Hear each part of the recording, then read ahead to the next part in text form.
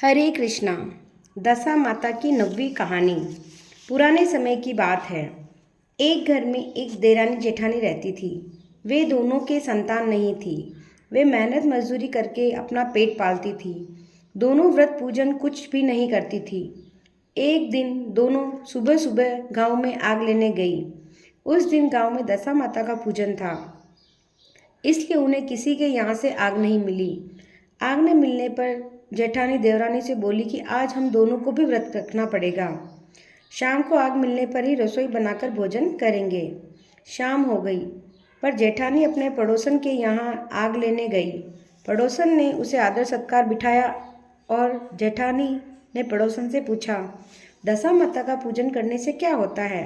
पड़ोसन ने बात बताई कि दशा माता के दिन डोरा लिया जाता है और इच्छा पूर्ण हो जाने पर। जेठानी यह सुनकर पड़ोसन से बोली, अगली बार जब भी डोरा लेने तो मुझे भी बताना, मैं भी डोरा लूँगी। यह जानकर जेठानी से पड़ोसन ने कहा कि घर जाकर दशा माता का डोरा ले लेना और 9 दिन तक व्रत रखकर कथा सुनना तथा 10वें दिन स्नान करना, सिर धोना, फिर दशा माता की पूजा करना।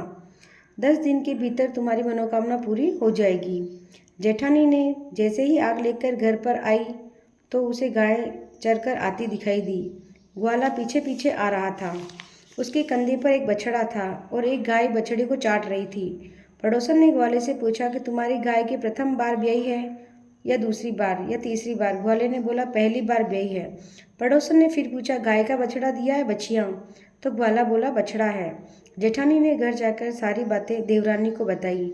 दोनों ने दशा माता की मनोरथी मांगी कि यह हम दोनों की संतान होगी तो हम सुहागिनों को न्योत कर उनका सत्कार करेंगे।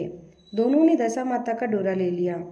दशा माता की कृपा से डोरे की पूजा करने से पहले ही दोनों देरानी जेठानी गर्भवती हो गई। 9 महीने 9 दिन के बाद दोनों के यहाँ लड़कों का जन्म हुआ।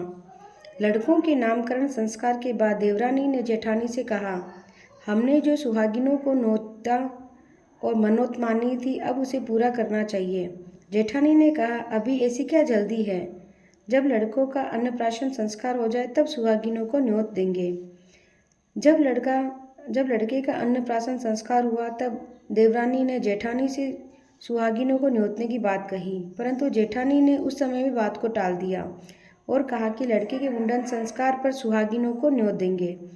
ऐसा होते होते कुछ समय बाद लड़कों का मुंडन संस्कार भी हो गया। देवरानी ने जेठानी को सुहागिनों को न्योतने की बात कही तो जेठानी बोली कि लड़कों की सगाई के समय ही सुहागिनों को न्योत देंगे। लड़का बड़ा हो गया, लड़की की सगाई भी हो गई, परंतु जेठानी ने अब की बार भी सुहागिनों को नहीं न्योता। जेठानी बोली, जिस दिन लड़की का ब्याह लड़के को भावरे पड़ेगी या फेरे पड़ेंगे उसी दिन सुहागिनों को न्योत देंगे। इस पर देवरानी बोली, बहन तुम्हारी जब इच्छा हो तुम सुहागिनों को न्योतना, परंतु मैं तो मंडपाच्छादन के दिन ही सुहागिनों को न्योत दूंगी। देवरानी ने मंडपाच्छादन के दिन सुहागिनों को न्योत दिया, परंतु जेठानी ने कुछ परवाह नहीं किए। मंडप सजने के बाद माता का पूजन करके दोनों दूल्हे बारात सजकर बैंड बाजे सहित ब्याहने चले गए। देवरानी के बेटे का विवाह बड़ी धूमधाम से सकुशल पूर्ण हो गया, परंतु जेठानी ने सुहागिनों को न्योता नहीं था, इसलिए दशा माता ठीक फेरे के समय ही हर कर ले गई। दूल्हे के सहसा गायब हो जाने के कारण वर कन्या पक्ष दोनों पक्षों में हाहाकार मच गया। उसकी बारात खाली हाथ लौटकर आ गई, परंतु लड़की की माता बड़े संकट में पड़ गई कि अधब्याही लड़की का से अब कौन विवाह करेगा। पड़ोस की चतुर सुहागिनों ने लड़की की माता को समझाया कि ब्याह का जो भी सामान बचा है उसके सामान को लड़की के हवाले कर दिया जाए। लड़की मंगते भिखारियों को सदाव्रत देने लगी। एक दिन एक साधु तीर्थ यात्रा करता हुआ वहां आया। गांव से दूर घने जंगल में पीपल का पेड़ था। लोग इस पीपल के पेड़ को पारस पीपल कहते थे। उसी पेड़ पर दशा माता का निवास था। साधु चलता चलता शाम को उसी पेड़ के नीचे ठहर गया। झाड़ूदार ने आकर उसी पेड़ के पास मैदान में झाड़ू लगाई। भिस्ती ने मशक से वहां पर छिड़काव करा तथा माली ने फूल बिखेर दिए। तब अनेक देवता अलग अलग पोशाक पहनकर आने लगे, यथास्थान बैठ गए। सबसे बाद में स्वर्ग से राजा इंद्र का सिंहासन उतरा। इसी के साथ स्वर्ग से अप्सराएं आकर सिंहासन के चारों ओर नाचने लगी। इसी समय अधब्याहे लड़के को गोद में लेकर दशा माता पीपल के पेड़ के नीचे उतरी। इंद्र के साथ स्वर्ग से एक सूरा गाय भी आई थी। उसने 2 गिलास दूध दिया। लड़के के अधब्याहे के भाग का 1 गिलास अलग रख दिया गया। दूसरा गिलास दूध पी लिया। जब तक अप्सराओं का नाच गाना होता रहा, दशा माता लड़के को गोद में लेकर बैठी रही। सुबह होते ही देवताओं का दरबार भंग हुआ। साधु भी वहां से चलकर गांव में चले गए। साधु महाराज गांव के भिक्षा मांगते मांगते अधब्याही लड़की के घर आ पहुँचे। लड़की ने आदरपूर्वक साधु को बिठाया और भोजन तैयार किया। लड़की ने 3 पत्तल परोसे। पहला पत्तल अधब्याहे अपने पति के लिए रखा, दूसरी पत्तल बाबूजी के सामने रखी और तीसरी पत्तल अपने सामने रखी। बाबा ने अपने आप कहा, वाह, जो बात मैंने रात में देखी थी वह बात यहाँ भी देखने को मिल रही है। लड़की ने पूछा, क्या बात है बाबूजी? साधु बाबा ने बात टालते हुए कहा, हम बैरागी लोग ऐसी अनेक बातें कहते रहते हैं। तुम्हें ऐसी बातों पर क्या मतलब है ध्यान देने से? तुम तो भोजन करो और भगवान का भजन करो। लड़की ने हट पकड़ ली। लड़की ने कहा, जब तक आप अपनी कही बात को खुलासा नहीं करोगे मैं भोजन नहीं करूंगी। इस पर साधु बाबा चुप हो गए। तब लड़की बोली कि आप साधु हैं और मैं सती हूँ। आप या तो अपने कथन को स्पष्ट कीजिए या रात में क्या देखा बताइए, नहीं तो मैं आपको श्राप दे दूंगी। तब साधु बाबा ने रात को सारा किस्सा सुनाया। यह सुनकर लड़की ने बाबा के साथ पीपल के पेड़ के पास जाने का निश्चय कर लिया। साधु बाबा आगे आगे चले, लड़की उनके पीछे पीछे चलती रही। साधु बाबा लड़की को पारस पीपल के पास छोड़कर चले गए।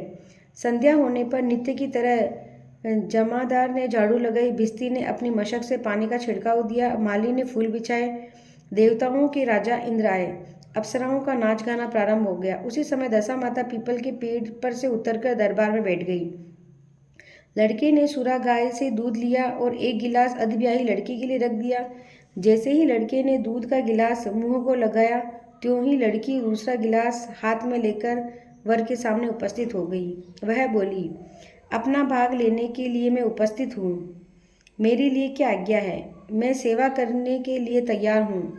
तब लड़का बोला कि मैं इस तरह से तुमसे नहीं मिल सकता। मैं दशा माता की सेवा में रहता हूँ। मुझे अभी दरबार में जाकर दशा माता की गोद में बैठना होगा।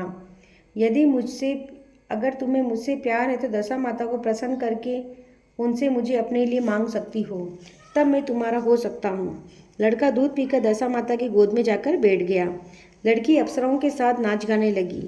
जब सवेरा हुआ तो दशा माता ने उस नई लड़की को बुलाकर पूछा, तुम कौन हो? तुम्हारे नाचने से मैं बहुत प्रसन्न हुई। जो मांगना है मांग लो। लड़की ने दशा माता से वचन ले लिया कि मैं जो मांगूंगी वह आप मुझे प्रदान करोगी।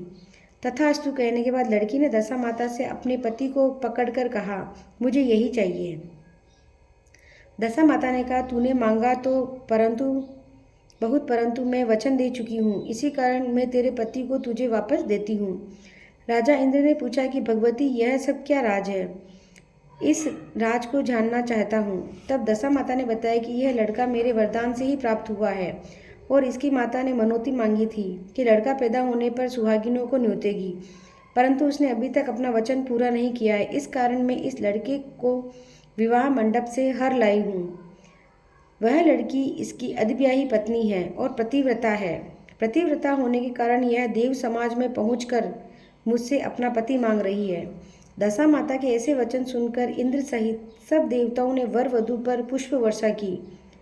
तब तक साधु बाबा भी वहां आ गए। साधु बाबा दूल्हा और दुल्हन को साथ लेकर गांव में चल पड़े। जब ये दूल्हा दुल्हन तीनों गांव के समीप पहुंचे तो गांव वालों ने दूल्हा दुल्हन को देखकर लड़की के पिता को समाचार दे दिया कि तुम्हारी पुत्री अपने दूल्हे के साथ आ रही है। उस दिन से लड़की चली गई तो उसके पिता ने लोकापवाद से डर से बाहर निकलना ही बंद कर दिया था। गांव वालों की यह भी बात सुनकर उसने अपने आप को घर में किवाड़ बंद कर लिए थे। उसने सोचा कि लड़की किसी साधु बाबा के साथ आ रही होगी, इसलिए लोग मेरा उपवास कर रहे होंगे। जब गांव के गणमान्य व्यक्तियों ने भी यही बात बताई तो उसने घर के किवाड़ खोले और बाहर निकला। जब उसने सचमुच अपने द्वार पर लड़की और दामाद को खड़े देखा तो प्रसन्नता का ठिकाना नहीं रहा। लड़की के पिता ने इसी खुशी के मौके पर बहुत दान पुण्य किया और फिर से विवाह की तैयारी की। लड़की ने अपने माता पिता से कहा कि इस तरह से विवाह नहीं होता, पहले दूल्हे की माता सुहागिनों को न्योता देकर बारात लेकर आए, तब विवाह के नेक पूरे किए जाएं। लड़की के पिता ने लड़के के घर खबर भिजवा दी।